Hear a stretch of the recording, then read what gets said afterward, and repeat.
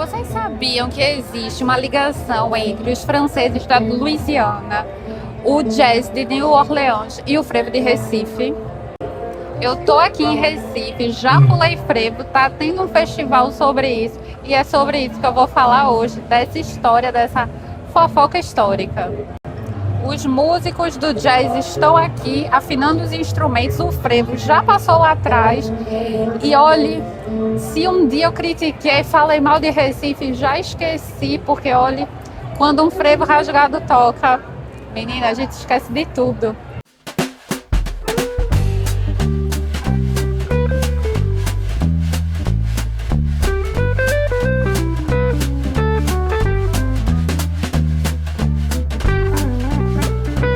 Minha gente, tenho que continuar esse vídeo, refazer esse vídeo de casa, porque simplesmente o festival estava bombando, tinha muita gente, tinha muita música. Eu fui aproveitar, né? Eu disse assim, não, depois eu faço esse vídeo, então estou aqui agora, gravando para vocês a tranquilidade do meu lar, para dizer e contar como é que foi, qual é esse rolê. Porque simplesmente minha filha Recife fez uma mistura que nem eu acreditei quando eu vi, porque é uma história que pouca gente sabe e eu, como professora de francês, preciso contar para você. Então vamos lá. A festa era Mardi Gras, onde o frevo convida o jazz. Mardi Gras é terça gorda. E terça gorda, minha gente, é o quê? Carnaval. E você diz assim, como assim? Carnaval, Mardi Gras, Recife, jazz? Vamos lá por partes, né? Mardi Gras, em francês, jazz, não é a primeira coisa quando a gente pensa França, porque não vem da França, meus amigos. Vou contar como é que essa história se desenrolou. Mardi Gras é terça gorda, mas essa história começa lá na França, no século XVII, quando os franceses decidem ir para Nova França. Que Nova França é o quê? Canadá. Vamos para a história pocket reduzida. Vocês já sabem.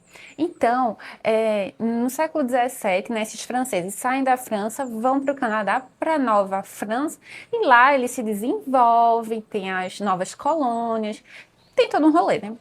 Porém, gente, o que é que acontece? Guerras, conflitos, e esses franceses que vão para lá, eles são chamados de acadianos, né? Vou deixar aqui as imagens da Acádia para vocês, da Acadie en français.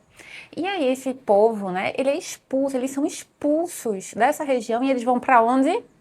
Para os Estados Unidos. E essa expulsão acontece já no século XVIII.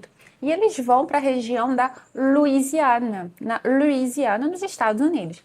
E esses novos franceses, na verdade, que saíram, né, da Nova França e foram para essa região, são chamados de Cajuns. Os Cajuns são esses franceses que saem da Nova França, né, lá do Canadá, vão para os Estados Unidos e até hoje eles são uma região francófona nos Estados Unidos. Vocês sabiam disso? Que tem uma parte dos Estados Unidos que falam francês? Eu acredito que vocês não sabiam, porque essa é uma informação muito aleatória.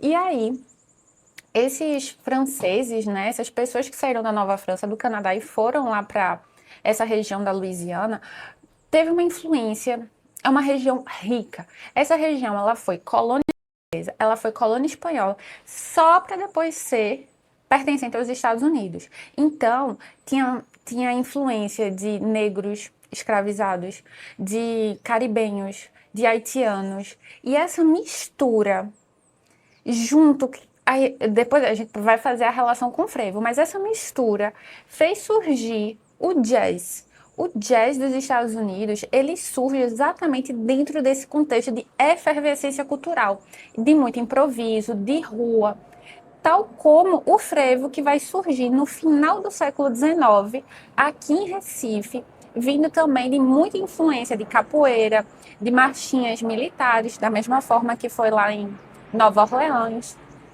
Então, são dois ritmos que, separados por uma distância enorme, se conectam nesse ponto histórico. E foi muito interessante ver um festival em Recife que misturava essas duas culturas.